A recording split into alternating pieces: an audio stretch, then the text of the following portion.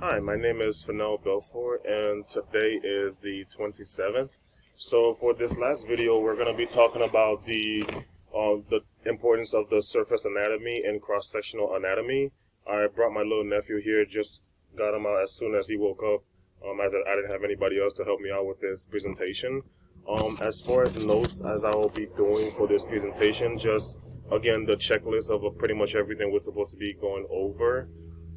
For the most part, all the structures that I will be mentioning is part of the musculoskeletal system, but just to mention a few, because the skeletal muscular system is more superficial, so it's more on the external surface, so it makes it easier to talk about. But if we're talking about other systems, since we dealt with the integumentary system, if we wanted to study the surface of the skin on the outer layer, that would be part of the integumentary system. We know that the nervous system is composed of the brain and the spinal cord. The brain, in this case, being housed more on the internal surface, so that would require more of a cut. So the brain in this case would be more on the cross-sectional side, not the surface. Whereas the spinal cord, being back over here, that would be part of the. I'm wondering if that would be. I would consider that more part of the surface area. So. One of the questions they asked is to talk about the importance of surface anatomy. So surface anatomy is basically studying the external surfaces without the need for surgery.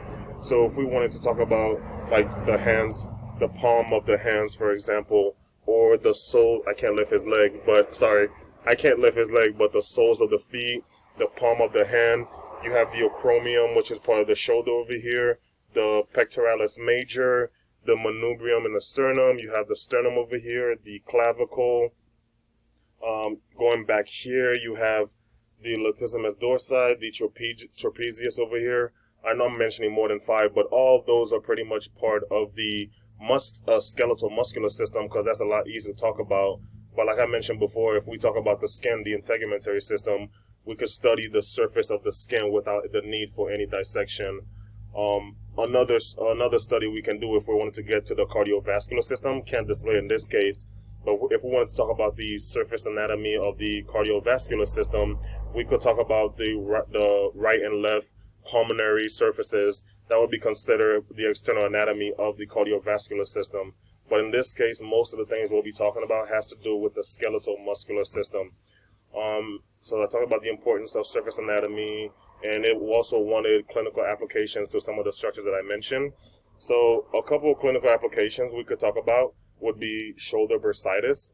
Basically, shoulder bursitis being one of the most common type of bursitis, which is where the redness and inflammation that occurs more towards the joint of the shoulder area. So shoulder bursitis would be like a clinical application. As I mentioned the acromion before, the acromion is part of the shoulder process. I wasn't able to lift up his leg, but I mentioned the palm, the soles of his feet. A clinical application for that could be plantar fasciitis, which is basically inflammation of the sole area, the excess fluid that builds up that causes inflammation in the leg pretty much. So as you walk, you will experience that pain in the sole of your feet. So those are 2 clinical applications, basically shoulder bursitis and plantar fasciitis.